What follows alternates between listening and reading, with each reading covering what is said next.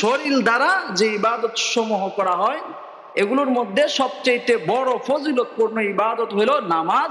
আর মাল দ্বারা, মাল খরচ করিয়া যে ইবাদত গুলো করা হয় এর মধ্যে সর্বপ্রধান ও বড় ইবাদত হইল জাকাত। কি ভাই? জাকাত। তাইলে ফরজের দিক দিয়া নামাজ, রোজা, হজ, জাকাত এগুলো সমমানের ফরজ, একটা থেকে আরেকটা বড় ছোট এরকম না। এজন্য নবীজি সাল্লাল্লাহু আলাইহি ওয়াসাল্লাম হাদিস শরীফের মধ্যে ইরশাদ করছেন, ইসলামের মূল ভিত্তি হলো 5 জিনিসের উপর। কয় জিনিসের উপর ভাই? ইসলামের মূল বুনিয়াদ বা ভিত্তি হলো 5টা জিনিস, অর্থাৎ মৌলিক বিষয় হলো 5টা জিনিস। কালিমা, ইমানের সাথে সম্পর্কিত। ইমানের পরে হইল ইবাদত, আমল করা, নামাজ, রোজা, হজ, যাকাত। 5 নম্বর হইল যাকাত। তাহলে এই 5টা জিনিস ইসলামের মৌলিক বিধান, যেগুলো আবশ্যকীয় পালন করতে হবে। এগুলো পালন না করলে মুমিন মুসলমান হইতে পারে না। বুঝছেন? এই 5টা ইবাদত সমমানের ফরজ, একটা থেকে আরেকটা ছোট বড় এরকম না।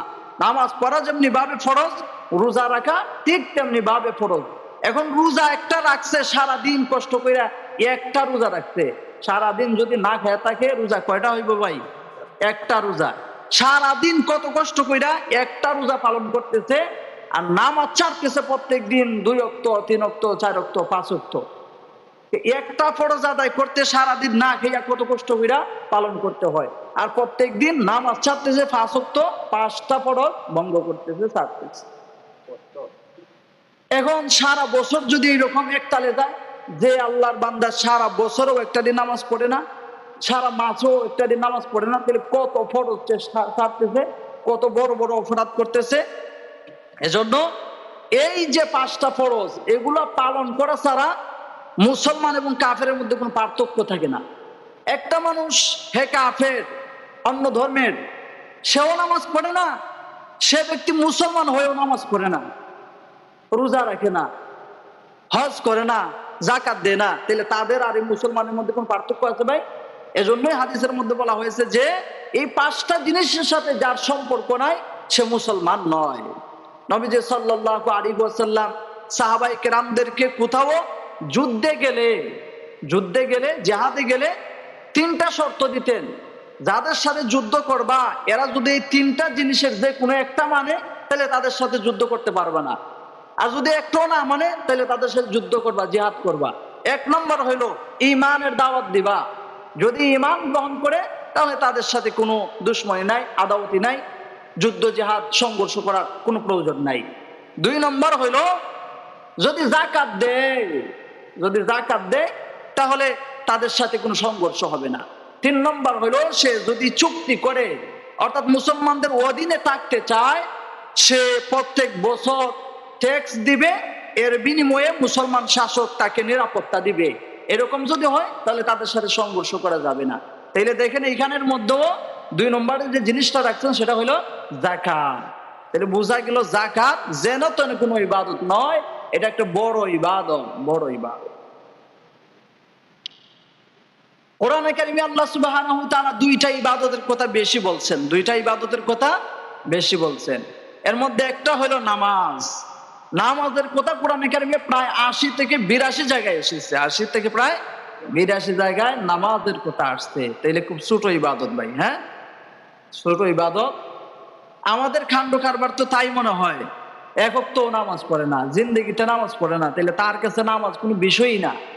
অথচ কোরআনে কারিমে সবচেয়ে বেশি নামাজের কথা আসছে, প্রায় 82 জায়গায় নামাজের কথা আসছে। এজন্যই নবীজি সাল্লাল্লাহু আলাইহি ওয়াসাল্লাম বলছে, যে ব্যক্তি দুনিয়াতে নামাজের হেফাজত করবে, কিয়ামতের দিন নামাজ ব্যক্তিকে জাহান্নামের আগুন থেকে হেফাজত করবে। বলেন সুবহানাল্লাহ। ঠিক তেমনি ভাবে যাকাতের কথাও কোরআনে কারিমে আসছে প্রায় 30 জায়গায়। কত জায়গায় ভাই? 30 জায়গায়। এত পরিমাণে অন্য কোনো ইবাদতের কথা আসছে না। তাহলে এই 2টা ইবাদত অনেক গুরুত্বপূর্ণ। নামাজ কম কিছু হইলেও পড়ে মানুষ, কিন্তু এর তুলনায় যাকাত একেবারে আদায় করে না। যাকাত যে আল্লাহ পাকের একটা ফরজ ইবাদত, মালদারদের উপরে, সম্পদশালীদের উপরে তারা যেই পরিমাণ আদায় করার কথা ছিল এই পরিমাণে 1% জাকাত আদায় হয় না। আমাদের দেশে দেখবেন যে জাকাত মানুষ কিভাবে দেয়, ওই ঈদের সময় আসলে কিছু জামা কাপড়, লুঙ্গি, শাড়ি গরিব দেখা দেখা এদেরকে একটু বিতরণ করে দেয়, মনে করে যে শেষ আমার জাকাত দেওয়া। অথচ এইভাবে যদি সারা জীবনও জাকাত দেয়, জাকাত আদায় হবে না।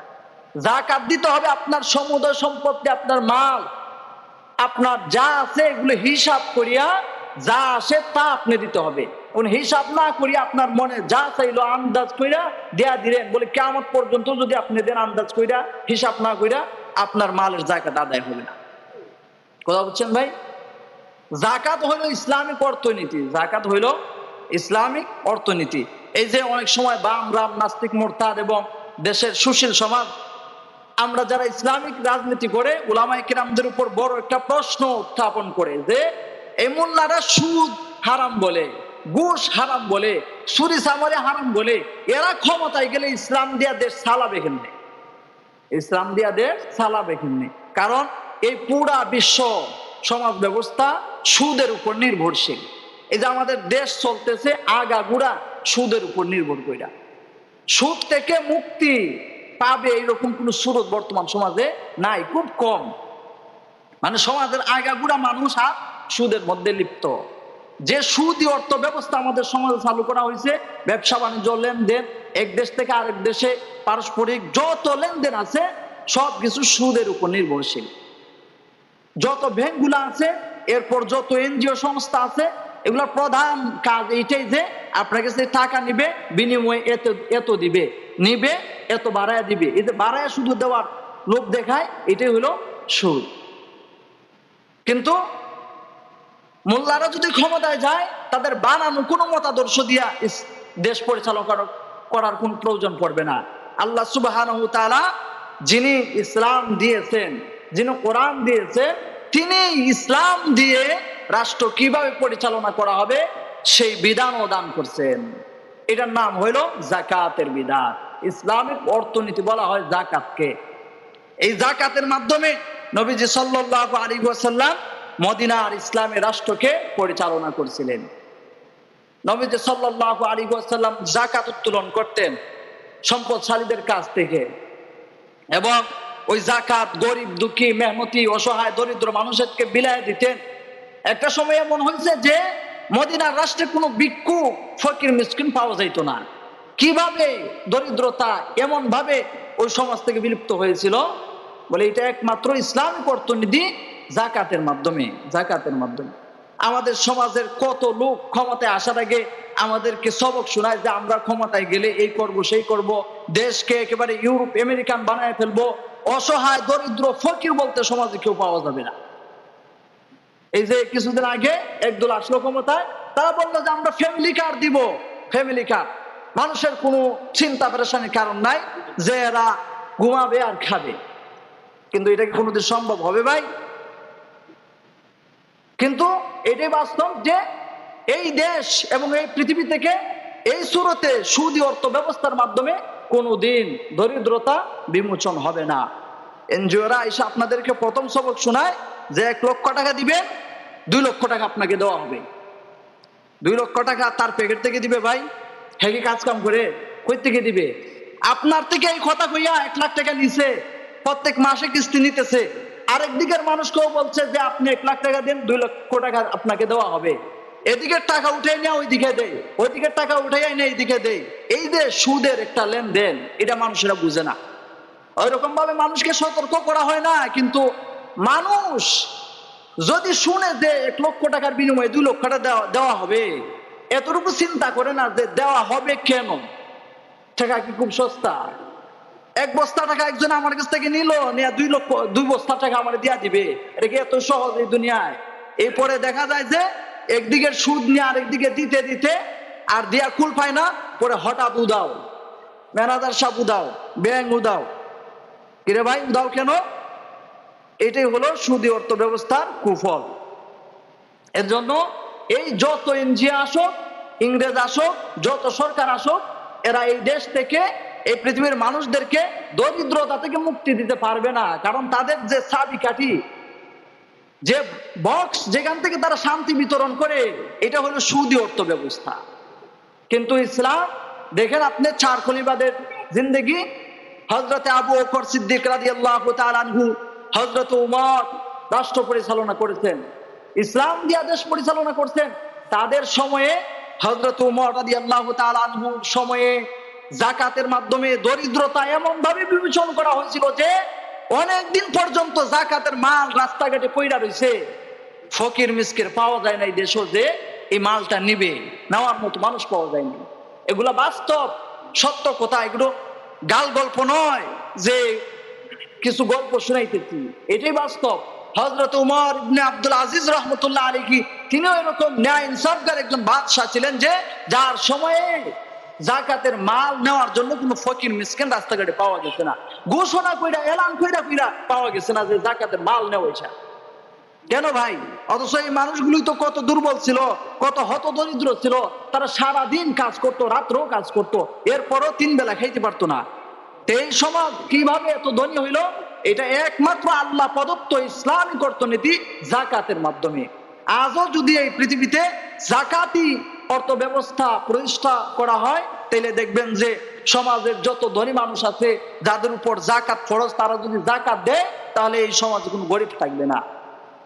দেখেন আল্লাহ সুবহানাহু ওয়া তাআলা আমাদের সকলকে সৃষ্টি করছেন, এক শ্রেণীর মানুষকে তিনি ধনী বানাইছেন, এক শ্রেণীর মানুষকে গরিব বানাইছেন।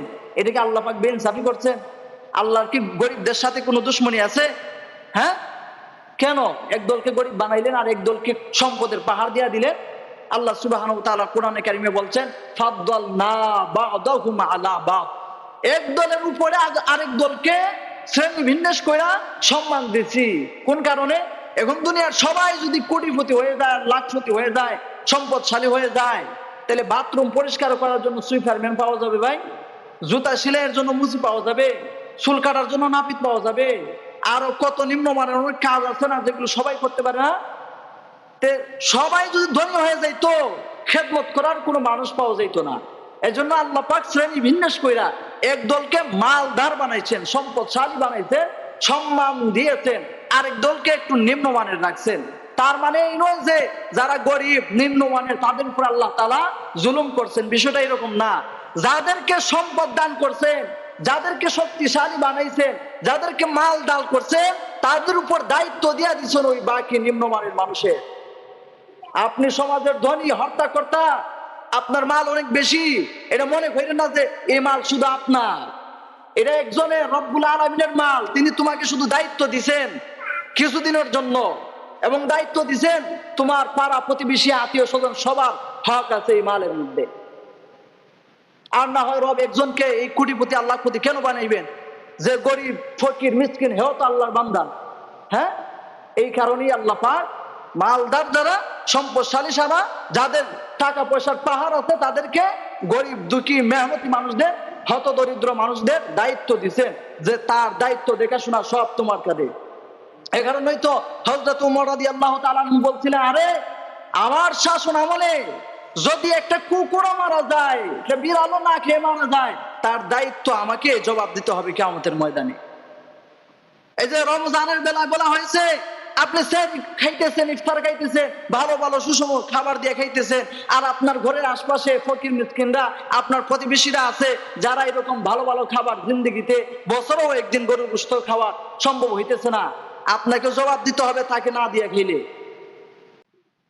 আপনার পাড়া প্রতিবেশী যারা আছে তাদের খোঁজ খবর নিতে হবে। এজন্য নবী সাল্লাল্লাহু আলাইহি ওয়াসাল্লাম যখন তিনি মদিনার রাষ্ট্রপতি ছিলেন, তখন তিনি মানুষের বাড়িতে বাড়িতে হাইটা হাইটা খোঁজ খবর নিতেন। খলিফাতুল মুসলিমিন যারা ছিলেন হযরতে আবু বকর, হযরতে ওমর, এরাও মানুষের বাড়িতে যাইয়া যাইয়া পাড়া প্রতিবেশীর খোঁজ খবর নিতেন, কারণ সবার দায়িত্ব আল্লাহ পাক তোমার কাঁধে দিয়া দিচ্ছে। তো যে কথাটা বলতেছিলাম যে যাকাত, যদি যাকাত ওই রকম ভাবে আদায় করা হইতো তাহলে এই সমাজের মধ্যে গরিব থাকতো না, হত দরিদ্র কোনো মানুষ থাকতো না, দুঃখ কষ্ট সহকারে কোনো মানুষেরা জীবনযাপন করতে হইতো না। কত মানুষ আছে কত দুরবস্থার মধ্যে, বাড়ি বানাইতে পারতেছে না, জিন্দেগি চলে যাইতেছে ভাঙ্গাঘরের মধ্যে থাকে, কিন্তু পাশেই ইমারত বানানোওয়ালা, বিল্ডিং বানানোওয়ালা, দালান করে বানানোওয়ালা লোক আছে, কিন্তু সে চাইলে কিছু হেল্প করলে আরেকজন বাড়ি বানাইতে পারতো, কিন্তু দেয় না। তার অনেক টাকা পয়সা আছে, আরেকজন এক বেলাও খাইতে পারতেছে না, চাইলে কিছু হেল্প করতে পারতো, কিন্তু দেয় না। তো এগুলার জন্য ভাই জবাব দিতে হবে আল্লাহ পাকের কাছে। আল্লাহ পাক মাল আপনাকে আমানত দিচ্ছেন, এই মাল আল্লাহ পাকের দেওয়া। রব্বুল আলামিন কোরআনে কারিমে বলছেন, ওয়ানফিকু মিম্মা রাযাকনাকুম, ওয়ানফিকু মিম্মা রাযাকনাকুম, আমি যে মাল তোমাদেরকে দিছি এই মাল দ্বারা তোমরা আমার রাস্তায় ব্যয় করো। ইয়া আইয়ুহাল্লাযীনা আমানু, আল্লাহ পাক বলছেন হে মুমিন ইমানদার সম্প্রদায়, আনফিকু, আনফিকু মিম্মা রাযাকনাকুম, তোমরা খরচ করো আমি যে মাল দিছি সেই মাল থেকে। তোমার বাপের খালি মাল থেকে খরচ করার জন্য আল্লাহ পাক বলছেন না, তোমার অর্জিত সম্পদ থেকে খরচ করার জন্য আল্লাহ পাক বলছেন না, তোমার যে সম্পদ যিনি দিছে তিনি বলতেছেন আমার সম্পদ থেকে তুই ব্যয় কর, আমার সম্পদ থেকে, এটা তোমার না, তোমাকে কিছুদিনের জন্য দেওয়া হয়েছে। এজন্য যাকাত, যাকাত একটা ফরজ ইবাদত। আল্লাহ সুবহানাহু ওয়া তাআলা কোরআনে কারিমে বলছেন, ওয়াল্লাযীনা ইয়াকনিজুনা আয-যাহাবা ওয়াল ফিদ্দাতা ওয়া লা ইউনফিকুনা ফি সাবিলিল্লাহি ফাবাশশিরহুম বিআযাবিন আলীম। দেখেন গুরুত্বপূর্ণ একটা কথা, আল্লাহ সুবহানাহু ওয়া তাআলা বলছেন যারা সোনা রূপা দানা গহনা টাকা পয়সা সম্পদের পাহাড় জমায় এবং আল্লাহর রাস্তায় খরচ করে না, ওয়ালা ইউনফিকুনাহা ফি সাবিলিল্লাহ, আল্লাহর রাস্তায় খরচ করে না, শুধু মাল জমায়, সোনা গহনা টাকা পয়সা ধন সম্পদ শুধু জমায়, খরচ করে না। রব্বুল আলামিন বলেন ফাবাশশিরহুম বিআযাবিন আলীম, তাদেরকে সুসংবাদ দাও, যন্ত্রণাদায়ক শাস্তির সুসংবাদ দাও। ভাই শাস্তির কি সুসংবাদ হয়? আনন্দদায়ক জিনিসের সুসংবাদ হয়, জান্নাতের সুসংবাদ হয়, ভালো কাজের সুসংবাদ হয়, আরামদায়ক কাজের সুসংবাদ হয়। শাস্তির দুঃসংবাদের কষ্টের কাজের সুসংবাদ হয় না, দুঃসংবাদ হয়। কিন্তু আল্লাহ সুবহানাহু ওয়া তাআলা আয়াতের মধ্যে বলছে যারা মাল জমায় দিনের কাজে ব্যয় করে না আল্লাহর রাস্তায় দেয় না তাদেরকে যন্ত্রণাদায়ক কঠিন শাস্তির সুসংবাদ দাও। কেন বলছেন সুসংবাদ? মুফাসসিরিনে কেরাম বলেন আল্লাহ পাক ওই বেকুবদেরকে নিয়ে ঠাট্টা করছেন যে দেখো মাল জমায়, কোন কারণে জমায়, তার কি লাভ হবে এই মাল জমাইয়া, কয়দিন থাকবে সে, এই মাল যে জমাইলো তার কোনো কাজে আসলো না, তো এই মাল জমানোর কোনো ফায়দা আছে, লাভ আছে? দুনিয়া তো মাল কাজে আসলো না, আখরা তো মাল কাজে আসলো না, এই মাল জমায় তার হইল নাকি? এজন্য এই বেকুফকে জাহান্নামে যন্ত্রণাদায়ক শাস্তির সুসংবাদ দাও। কেমন যন্ত্রণাদায়ক শাস্তি দেওয়া হবে? ইয়াউমা ইউহমা আলাইহা ফি নারি জাহান্নামা ফাতুকওয়া বিহা জিবাহুহুম ওয়া জুনুবুহুম ওয়া যুহুরুহুম হাযা মা কানাজতুম লিআনফুসিকুম ফাযুকু মা কুনতুম তাকনিজুন। সূরা তাওবার এই আয়াতের মধ্যে আল্লাহ সুবহানাহু ওয়া তাআলা তাদের সম্পর্কে বলছেন যারা মাল হওয়ার পরেও, সম্পদশালী হওয়ার পরেও যাকাত দেয় না, আল্লাহর রাস্তায় খরচ করে না, শুধু স্বর্ণ রূপা জমায়, মালের পাহাড় গড়ে, তাদেরকে আল্লাহ পাক বলছে যে কিয়ামতের ময়দানে তার যা কিছু জমাইছে সমুদ্র সম্পত্তি জাহান্নামের মধ্যে নিক্ষেপ করিয়া এটাকে উত্তপ্ত করা হবে, উত্তপ্ত করা হবে, গরম করা হবে। দেখেন কামাররা কোনো জিনিস বানাইতে গেলে লোহা আগে কয়লার মধ্যে দিয়া এটাকে উত্তপ্ত করে উনানোর জন্য, গলার জন্য, হ্যাঁ, এটা খুব বেশি পুড়ায়, উত্তপ্ত করে। বলে কিয়ামতের ময়দানে মালদারদের তার স্বর্ণ রূপা টাকা পয়সা তার ধন সম্পদ জাহান্নামের মধ্যে দেওয়া হবে, দগ্ধ করা হবে, উত্তপ্ত করা হবে। তারপরে ওই জালেম যে শুধু মাল জমাইছে আল্লাহ রাস্তায় দেয় নাই, তার শরীরের মধ্যে, তার পেটে পিঠে অঙ্গ প্রত্যঙ্গে শুধু শেক দেওয়া হবে, শেক দেওয়া হবে। লোহা দ্বারা শেক দেয় না ভাই, এরকম ভাবে শেক দেওয়া হবে। আর বলা হবে ফাযুকু, দুনিয়ায় যে সম্পদ জমাইছিলা এটার স্বাদ কেমন একটু আস্বাদন করো, স্বাদটা কেমন একটু আস্বাদন করো।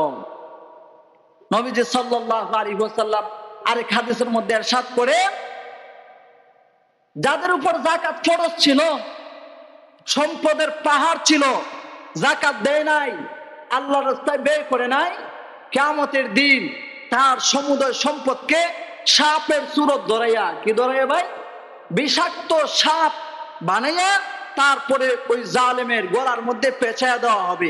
এই সাপ তার গালের মধ্যে, চেহারার মধ্যে দংশন করতে থাকবে আর বলতে থাকবে, আমি সেই তোমার সম্পদ যেটাকে খুব পরিশ্রম করে জমা করছিলা, সঞ্চয় করে রাখছিলা, এই সেই সম্পদ আমি। এখন ভাই যে জিনিসটা বুঝার দরকার সেটা একটু চিন্তা করেন। আমরা তো মাল খামাই এই জন্যই যে এই মালটা যাতে আমার উপকারে আসে, এই কারণে জমাই না ভাই, যাতে আমার উপকারে আসে। অথবা মানুষেরা মাল জমায় যে আমি দুনিয়া থেকে বিদায় হওয়ার পর এই মালটা যাতে আমার সন্তানাদির উপকারে আসে। মাল কার জন্য জমায় ভাই? সন্তানাদির জন্যই তো জমায়।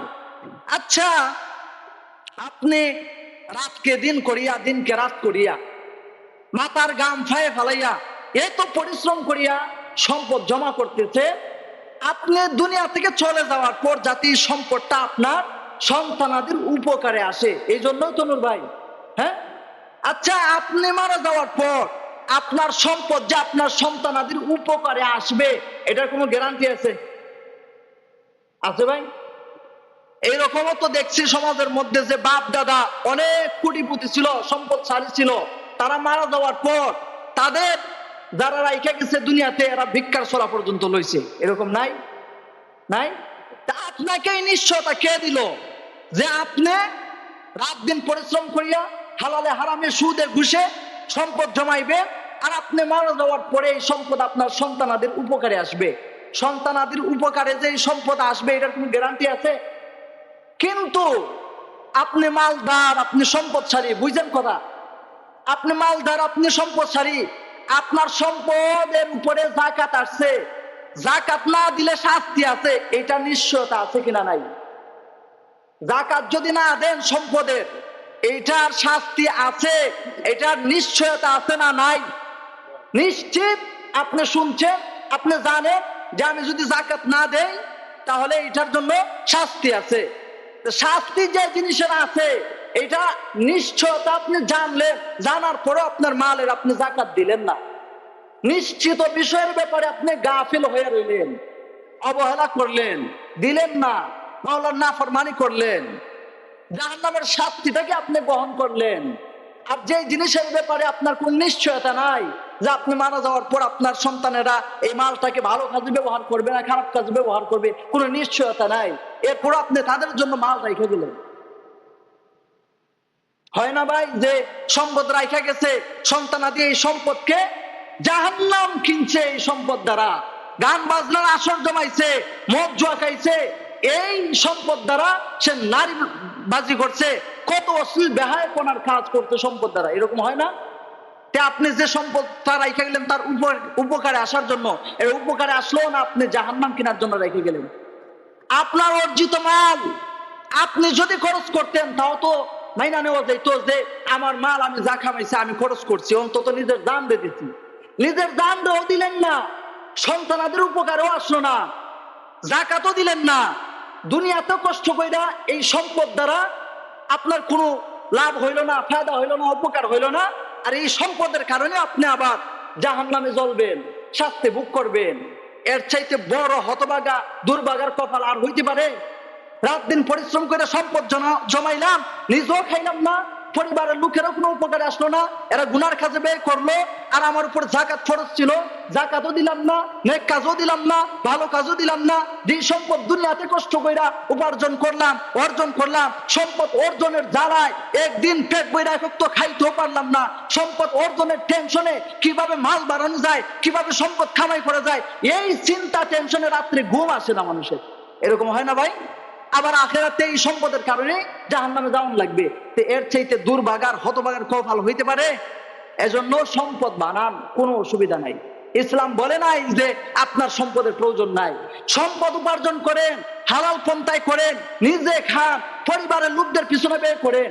কত লোক আমি এরকম দেখছি যে সম্পদের পাহাড় থাম, অনেক বেশি সুদ খায়, ঘুষ খায়, কিন্তু পরিবারের তলে বাচ্চা কাচ্চার পিছনে, স্ত্রী বউ সন্তান এদের পিছনে মালটা ব্যয় করে না, মাল কমে যাবে এই জন্য। নিজে খায় না, মাল কমে যাবে এই জন্য। আরে বেকুব, নিজেও যদি না খাও, পরিবারের জন্য যদি ব্যয় না করো, তাহলে এই সম্পদ দিয়ে তোমার হবে নাকি? হ্যাঁ, এর চাইতে পাগল আর হইতে পারে ভাই? সম্পদ উপার্জন করে নিজেও খায় না, পরিবার লোকদের জন্য ব্যয় করে না, নেক কাজে ভালো কাজও ব্যয় করে না, এই অবস্থা দুনিয়া থেকে বিদায় হয়, এই সম্পদের কারণে আবার সে জাহান্নামে যাবে। এজন্য হুশ হন যে আমার যে সম্পদ আল্লাহ পাক দিছে, এটা যদি আমি ব্যয় করি, ভালো কাজে ব্যয় করি, এটা তো আমার। দুনিয়াতে যত মানুষ আল্লাহ পাক সৃষ্টি করছেন, তাদেরকে আল্লাহ পাক রিজিক দেয়া ওই সৃষ্টি করছেন। আপনারা তো পেরেশান কেন যে বাচ্চা কাচ্চার জন্য রাইখে যাইতে হবে? আপনার মাল আপনি খরচ করেন, ভালো কাজে ব্যয় করিয়ে যান, দান সৎকা করেন, আল্লাহ রাস্তায় দেন, এটা পরকালে আপনি পাইবেন। আপনার সন্তানাদি যখন বড় হবে, তাদের কপালেও তো আল্লাহ পাক, তাদের তকদিরেও তো ধন সম্পদ রাখছেন নাকি নাই? আল্লাহ পাক তোমাকে বইলা দিচ্ছেন যে বাচ্চা কাচ্চা সন্তানের জন্য মাল রাইখা যাইতে হবে, না রাইখা গেলে জাহান্নাম আছে, শাস্তি আছে। এরকম কোনো কথা জীবনে শুনছেন ভাই? আপনার যতটুকু দরকার আল্লাহ পাক আপনাকে দিতেছেন। আপনার সন্তানাদি বড় হইলে তারা আয় রোজগার করবে, কামাই করবে, তাদের কপালে যা আছে আল্লাহ পাক তাদেরকে দিবে। তাহলে আপনার রাত দিন ঘুম হয় না, খাওয়া হয় না, শুধু আপনার সন্তানাদির জন্য। এজন্য যাকাত যাদের উপরে ফরজ, যাকাত দেওয়ার চেষ্টা করেন। দুনিয়ায় থাকতে ফিকির করেন ভাই, আর না হয় এই মালই আপনার জাহান্নামে যাওয়ার কারণ হবে। এই যে লম্বা চূড়া কিছু কথা বললাম, এটার মূল উদ্দেশ্য হলো যাকাত ইসলামের একটা গুরুত্বপূর্ণ ফরজ বিধান। আমাদের দেশের মানুষেরা রমজান মাসে খুব বেশি যাকাত দেওয়ার চেষ্টা করে। যাকাত দেওয়ার জন্য নির্দিষ্ট কোনো মাস নাই। আপনার যে সমুদ্র সম্পত্তি আছে, আপনার যে আয় আছে, সঞ্চয় আছে, ওই সঞ্চয়কৃত মালের 40 ভাগের 1 ভাগ যাকাত দেওয়া। যে সমুদ্র সম্পত্তি আছে, যে লাভ আছে, সঞ্চয়কৃত মাল আছে, ওইটার উপরে যখন 1 বছর অতিবাহিত হবে, যে কোনো মাস থেকে আরবি মাস অনুসারে গণনা কইরা যাকাত দেওয়া হয়। এজন্য যাকাত দিবেন। তাহলে এই মুহূর্তে 3টা বিষয় বোঝার দরকার। একটা হলো যাকাত কাদের উপরে ফরজ, একটা হলো যাকাত কাদের উপরে ফরজ, 2 নম্বর হলো যাকাত দিব কিভাবে, 2 নম্বর হলো যাকাত দিব কিভাবে, 3 নম্বর হলো কাদেরকে দিব, কাদেরকে দিব। 3টা কথা বুঝতে পারছেন ভাই? আমার দিকে তাকান, মনোযোগ দেন। 1 নম্বর হলো যাকাত কার উপর ফরজ, 2 নম্বর হলো যাকাত কিভাবে হিসাব কইরা দিব, 3 নম্বর হলো কাদেরকে দিব। তাহলে প্রথমটা আমরা বুঝি, যাকাত কাদের উপরে ফরজ? যে নেসাবের মালিক, এটা একটা পরিভাষা শরীয়তে। যারা নেসাবের মালিক তারা যাকাত দিবে। নেসাব কি বলে? আপনার কাছে 7.5 ভরি স্বর্ণ আছে, 7.5 তোলা বর্তমানে এটাকে ভরি বলা হয়। 7.5 ভরি স্বর্ণ যদি আপনার কাছে থাকে, এই স্বর্ণ আপনার আলাদা, এই স্বর্ণ থেকে পরিবারে কোনো খাতে ব্যয় করার কোনো প্রয়োজন হয় না। এটা সারা বছর আপনার কাছে আছে, স্টক আছে, স্টক আছে। এই 7.5 তোলা স্বর্ণ, 7.5 ভরি স্বর্ণ যদি আপনার ঘরে থাকে, আর এই অবস্থায় 1 বছর পার হয়ে যায়, এইটা থেকে আপনার ভাঙ্গার কোনো প্রয়োজন হয় না, তাহলে এই স্বর্ণকে তার বাজার দাম, তার বাজার দর হিসাব কইরা 40 ভাগের 1 ভাগ আল্লাহর রাস্তায় যাকাত দেওয়া গেল স্বর্ণের ব্যাপারে বিষয়। 2 নম্বর হলো যদি কারো কাছে রূপা থাকে, তাহলে 52.5 ভরি রূপা, 52.5 ভরি রূপা, 52.5 তোলা রূপা যদি কারো কাছে থাকে, এই রূপা থেকে তার পরিবারের কোনো খাতে খরচ করার কোনো প্রয়োজন হয় না, বরং সারা বছর এটা ঘরের মধ্যে সঞ্চয় থাকে, গচ্ছিত থাকে। তাহলে এই রূপার উপরে 1 বছর অতিবাহিত হওয়ার পর 40 ভাগের 1 ভাগ যাকাত আসে।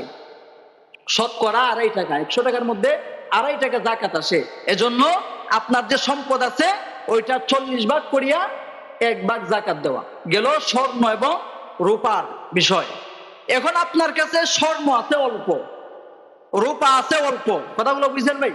স্বর্ণ আছে অল্প, রূপা আছে অল্প, দুটোটা মিক্স করিয়া যদি আপনার 7.5 ভরি স্বর্ণের মূল্যের সমপরিমাণ হয়, মানে পরিপূর্ণভাবে স্বর্ণ 7.5 ভরি নাই, পরিপূর্ণভাবে রূপা 52.5 তোলা নাই, সামান্য রূপা আছে, সামান্য স্বর্ণ আছে, দুটোটা একসাথে করিয়া যদি স্বর্ণের 7.5 ভরি স্বর্ণের মূল্যের সমপরিমাণ হয়, তাহলে আপনিও যাকাত দিবেন 40 ভাগের 1 ভাগ মূল্য হিসাব করিয়া। এখন হইল আপনার কাছে ব্যবসায়িক পণ্য আছে, ব্যবসায়িক পণ্য, বিভিন্ন জিনিস নিয়ে মানুষের ব্যবসা করে না ভাই? ব্যবসার যে মূলধন বাদ দিয়া যেটা লাভ আছে, লাভ যদি ওই পরিমাণ হয়, ওই স্বর্ণ অথবা রূপার যে নেশাব আছে এগুলার যে কোনো একটার সম পরিমাণের হয়ে যায়, তাহলে ওই লাভের উপরে আপনার জাকাত আসবে। স্মরণ রাখবেন, আপনার বাড়ির ঘরের যে সমুদয় সম্পত্তি আছে, বিভিন্ন সম্পদ আছে না ঘরের মধ্যে, ঘরের সৌন্দর্য বর্ধনের জন্য রাখা হয়, এই ঘর বাড়ির উপরে জাকাত আসে না। আপনার যে জায়গা জমিন আছে এটার উপরে জাকাত আসে না। জাকাত আছে আপনার আয়ের উপরে। আপনার যে বিশাল সম্পদ আছে ওই জায়গার উপরে জাকাত আসতেছে না। জায়গা থেকে যে আপনি লাভ করতেছেন যে কোনো উপায়ে, ফসলের মাধ্যমে হোক বা ব্যবসায়িক কোনো পদ্ধতিতে হোক, এই সম্পদ থেকে আপনি যেটা আয় করতেছেন আয়ের উপরে আপনার জাকাত আসবে।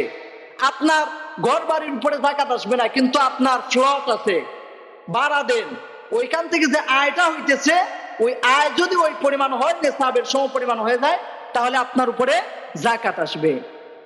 এজন্য বলা হয়েছে বর্তমান এই বছরের যেটা নির্ধারণ করা হয়েছে, উলামা ইকরাম বলছেন যে 1,70,683 টাকা সর্বনিম্ন যাদের কাছে আছে, এটা গচ্ছিত, এটা সংরক্ষিত, এই টাকা সারা বছর তাকে আলাদা ব্যাংকে আছে, বাড়িতে আছে, এটা থেকে তার পরিবারের পিছনে ব্যয় করার কোনো প্রয়োজন হয় না, তাহলে এই সম্পদের উপর তার জাকাত আসবে। আপনার পরিবার চালাতে গিয়ে যত আয় ব্যয় হয় এটার উপরে জাকাত আসে না। আপনার এক্সট্রা যে সম্পদ আছে, এক্সট্রা এক কথায় আপনার প্রয়োজনের বাহিরে এক্সট্রা যে সম্পদ আছে ওইটার উপরে জাকাত আসে। এখন ওইটা হিসাব কইরা 40 ভাগের 1 ভাগ মূল্য নির্ধারণ করিয়া উলামায়ে কেরামদেরকে জিজ্ঞেস করিয়া জানিয়া এরপরে আপনি জাকাত দেওয়ার চেষ্টা করবেন। ভাই, সম্পদ আল্লাহর দেওয়া আমানত, আপনি যদি দেন আল্লাহর রাস্তায় দেন, দান করেন, তাহলে ওইটা থেকে সম্পদ যে কইমা যাবে এরকম না। জাকাত দেওয়ার হিম্মত করেন যাদের উপরে এই নেশাব অনুযায়ী মাল আছে। 2 নম্বর হলো কিভাবে দিবেন, ওই হিসাব করে দিবেন। হিসাব যদি নিজেরা না বুঝেন আমাদের কাছে আসবেন। 3 নম্বর হলো কাদেরকে দিবেন। 8 শ্রেণীর মানুষদেরকে জাকাত দেওয়া যায়। কয় শ্রেণীর মানুষদেরকে ভাই? 8 শ্রেণীর মানুষদেরকে জাকাত দেওয়া যায়। এর 3-4টার আলোচনা করলেই হবে। 1 নম্বর হলো ফকির। ফকিরদেরকে আপনি জাকাত দিবেন। ফকির কারা? ফকির হলো তার বাচ্চা কাচ্চা আছে, পরিবার পরিজন আছে, কিন্তু পরিবার নিয়ে খুব কষ্টের মধ্যে আছে, তার সচ্ছলতা নাই, খুব, অর্থাৎ এক কথায় তার উপর জাকাত ফরজ নাই, তার উপর জাকাত ফরজ নাই। হে গরিব দুঃখী মানুষ, কিন্তু নিজেরও অল্প স্বল্প আয় রোজগার করতে পারে, এটা কোনো অসুবিধা নাই, বরং সে ফকিরের অন্তর্ভুক্ত। তো এই ফকির শ্রেণীর মানুষদেরকে, যারা অভাব স্বভাবে আছে, ফ্যামিলি নিয়ে চলতে ফিরতে কষ্ট হয়, এরকম মানুষদেরকে আপনি জাকাত দিতে পারবেন। 2 নম্বর হইলো মিসকিনদেরকে দিবেন। কাদেরকে দিবেন ভাই? মিসকিন হইলো যাদের কাছে কোনো মাল নাই, এরা হয়তো ভিক্ষা করে অথবা পরনির্ভর, মানুষের কাছে হাত পাতে, অথবা কেউ তাকে দিলে সে খায়, তার নির্দিষ্ট উপার্জন করার কোনো খাত নাই, তার সমুদয় কোনো মাল নাই, সম্বল নাই, ধন সম্পদ নাই, কিচ্ছু নাই, এরকম অনেক মানুষ আছে না ভাই? এদেরকে আপনি দিবেন। 3 নম্বর হলো ইসলামী রাষ্ট্রের এই তহবিলে আপনি দিবেন। তো ইসলামী রাষ্ট্র তো নাই বর্তমানে, এজন্য বলা হয়েছে ফি সাবিলিল্লাহ দেওয়া। কিসে দেওয়া ভাই? ফি সাবিলিল্লাহ, আল্লাহর রাস্তায় দেওয়া। আল্লাহর রাস্তার আলাদা সংজ্ঞা আছে, আল্লাহর রাস্তার আলাদা সংজ্ঞা। এর মধ্যে 1 নম্বর হলো জিহাদের কাজে দিবেন। কিসে দিবেন? জিহাদের কাজে। যেমন বর্তমান সময়ে আরাকানে, ফিলিস্তিনে, শাম, সিরিয়ার মধ্যে, ফিলিস্তিনে আমাদের মুসলিম মুসলমানেরা খুব দুঃখ কষ্টের মধ্যে আছে, মুজাহিদিনদেরকে জাকাতের মাল দেওয়া সর্বোত্তম। যারা আল্লাহর রাস্তায় জিহাদ করতেছে, কাফেরদের সাথে, কুফারদের সাথে, নাস্তিকদের সাথে, মুরতাদদের সাথে, আল্লাহর জমিনে আল্লাহর দ্বীন প্রতিষ্ঠিত করার জন্য, কোরআনের শাসন কায়েম করার জন্য, কোরআনের সংবিধান গঠন করার জন্য যারা কুফারদের সাথে বিশ্বের বিভিন্ন জায়গায় যুদ্ধরত আছে, জিহাদ কাতারের মধ্যে আছে, তাদেরকে জাকাতের মাল দেওয়া, এটা সবচেয়ে বেশি সওয়াব। দিবেন কিভাবে? আপনারা যদি না পারেন আমাদের কাছে আইসে, আমরা এটা পাঠানোর ব্যবস্থা করে দিতে পারবো। বাংলাদেশের অনেক সংগঠন আছে যেগুলো বর্তমানে ফিলিস্তিনের মধ্যে কাজ করে। তারা ফিলিস্তিনের অসহায় মানুষ, যাদের বাড়ি নাই, ঘর নাই, থাকার কোনো জায়গা নাই, কোনো ধন সম্পদ নাই, যারা একবারে ফকির মিসকিনের মতো জীবনযাপন করতেছে, আমেরিকার সাথে, ইসরায়েলের সাথে যুদ্ধ করার কারণে, এই সমস্ত মানুষদেরকে জাকাতের মাল দেওয়া, এটা ফরজে কিফায়া। এরপরে হইল দিনই কাজ, এতিম, গুরাবা, যেটা আমাদের সমাজে সবচেয়ে বেশি পাওয়া যায়, মাদ্রাসা সমূহ। কোন জায়গা ভাই? দিনের কাজে তালিবুল ইলমদেরকে যাকাত দেওয়া, এটা আরো বেশি সওয়াবের কাজ। এই যে আমাদের যত কওমি মাদ্রাসা আছে, এগুলো তো কওমের টাকা, জনগণের টাকায় চলে। এইখানে যে দিন শিক্ষা দেওয়ার কাজে আপনার যাকাত ব্যয় হয়, এটা সর্বোচ্চ স্বচ্ছভাবে, খালেসভাবে, একনিষ্ঠভাবে দিনের কাজেই ব্যয় করা। এজন্য লিল্লাহ বোর্ডিং, এতিম, গুরাবা ফান্ড যেগুলো মাদ্রাসার মধ্যে আছে, ওইখানে যাকাত দিবেন। এছাড়া এই দেশে অনেক ইসলামিক দল আছে যারা আপনাদেরকে আইসা বলবে এবং আপনাদেরকে বলে যে আমরা ক্ষমতায় গেলে ইসলাম প্রতিষ্ঠিত করব। এরকম অনেক দল আছে, ইসলামিক দল, কথা বুঝছেন? ইসলামিক দল যারা ক্ষমতায় গেলে ইসলাম প্রতিষ্ঠার কথা বলে, এই সমস্ত দলকে, গণতান্ত্রিক এই সমস্ত দলকে আপনারা যাকাতের টাকা দিবেন না। কোন দল যদি, কত দল আছে, কোন দলের নাম আমি নিতেছি না, নেওয়ার প্রয়োজন নাই। ইসলামিক যত দল আছে যারা ভোটের মাধ্যমে, নির্বাচনের মাধ্যমে দিন প্রতিষ্ঠা করার কথা বলে, এরা যদি আপনাদের কাছে এসে যাকাতের টাকা চায়, কখনো পশ্চিমকালেও কোন সময় এদেরকে যাকাতের মাল দিবেন না। এদেরকে দিলে পরিপূর্ণভাবে যাকাত আদায় হবে না। কারণ যাকাত দেওয়ার যে স্বচ্ছ নির্দিষ্ট সংজ্ঞা শরীয়তে দিছে, সেটা হলো ফি সাবিলিল্লাহ, আল্লাহর রাস্তায় দেওয়া, মুজাহিদিনদেরকে দেওয়া, জিহাদের কাজে দেওয়া, কিতালের কাজে দেওয়া, এরপরে ইয়াতিম, গুরাবা, মিসকিন, ফকির এদেরকে দেওয়া, ইসলামিক তহবিলে দেওয়া, ইসলামী রাষ্ট্রের তহবিলে দেওয়া। এবং এরা যে কাজগুলা করতেছে, এরা অনেক তাওয়িল কইরা নিজেদের উপরে আইনা ফালানোর চেষ্টা করে, বলে এগুলো আমরা গ্রহণ করার দরকার নাই। যেখানে ডাইরেক্ট রাস্তা আছে, ডাইরেক্ট রাস্তায়, সোজা রাস্তায় যাবো না, বাঁকাতেরা রাস্তায় যাবো ভাই? যাকাত দেওয়ার নির্দিষ্ট রাস্তা আছে, নির্দিষ্ট দল আছে, গোষ্ঠী আছে, নির্দিষ্ট খাত আছে, ওইগুলা রাইখা তোমাদের দলের টাকা পয়সার অভাব নাই, ধন সম্পদের অভাব নাই, তোমাদেরকে আমরা যাকাত দিব কোন দুঃখে? এজন্য যে কথাগুলো বললাম, ওগুলা বুঝবার, মানবার, আমল করবার, অনুধাবন করার চেষ্টা করবে।